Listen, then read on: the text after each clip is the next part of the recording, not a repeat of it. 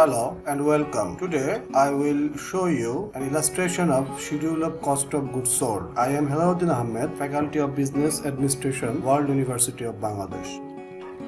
Here is an illustration of a company. Name of the company is ClearSeal Corporation, and this is all the information of the ClearSeal Corporation provided to the management for better understanding of the financial statements.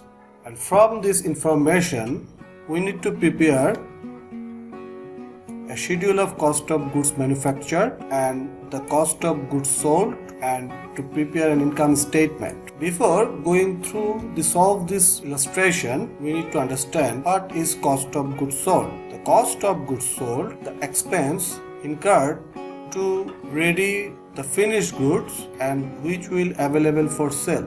And it is important for a company to identify the cost of goods sold of a particular sales, because they need to identify or recognize their profit of a particular activities. At first we need to prepare a format like this, where the title will be the company name and the title of the report, like schedule of cost of goods manufactured and the accounting year that already ended. This schedule of cost of goods manufactured shows basic three cost that is related to the cost of goods manufactured. The number one is direct material, and number two is direct labor, and number three is manufacturing overhead. And we will calculate these three costs to calculate the cost of goods manufactured. We will start with the direct materials, where at first we will identify the beginning raw materials, that is the raw materials balance at January 1st. From our available information, we can find that the $90,000 was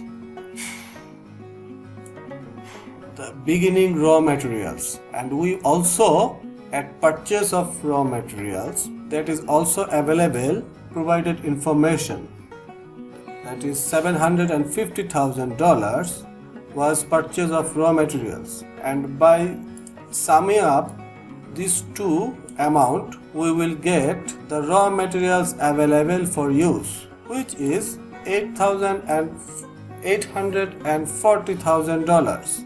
To find the raw materials used in production, we have to deduct the raw materials inventory at the end of the accounting period, which is $60,000. So after all this calculation, we will get the raw materials used in production, which is $780,000. With this raw materials used in production, we will add another main cost, that is direct labor, $150,000,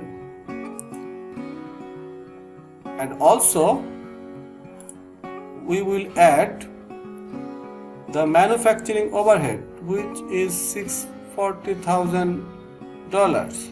And by sum up all these three amounts, we will get the total manufacturing cost, that is $1,570,000. Now we have to calculate the cost of goods manufactured. To identify the cost of goods manufactured, we need to add the work in process at the beginning of the accounting period, which is $180,000, and also we need to deduct the work in process at the end of the period, which is $100,000. After adding the work in process at January 1 and deduct the ending work in process, we will get the cost of goods manufactured, which is $1,650,000. This is how we can prepare the schedule of cost of goods manufactured.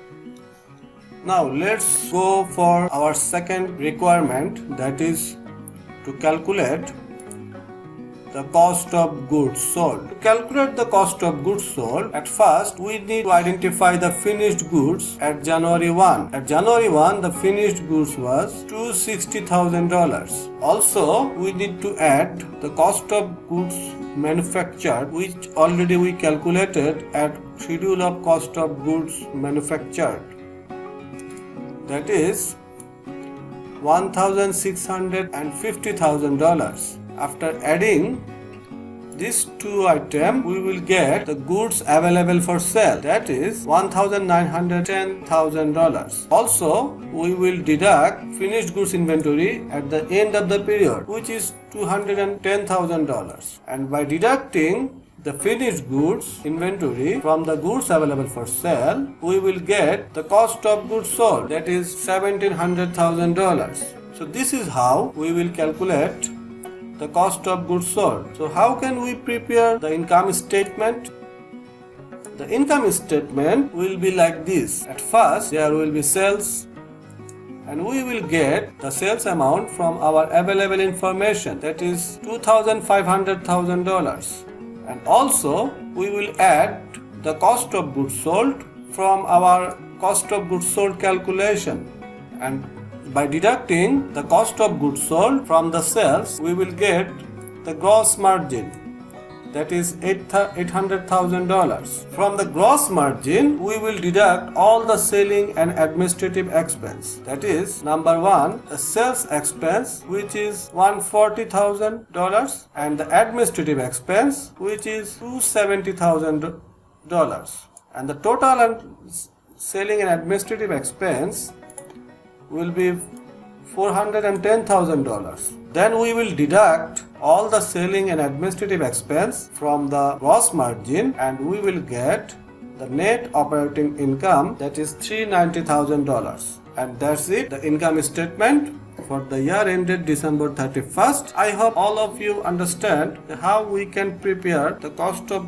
goods manufactured and how we can calculate the cost of goods sold, and how we can prepare the income statement from this information. And that's all for now. Thank you.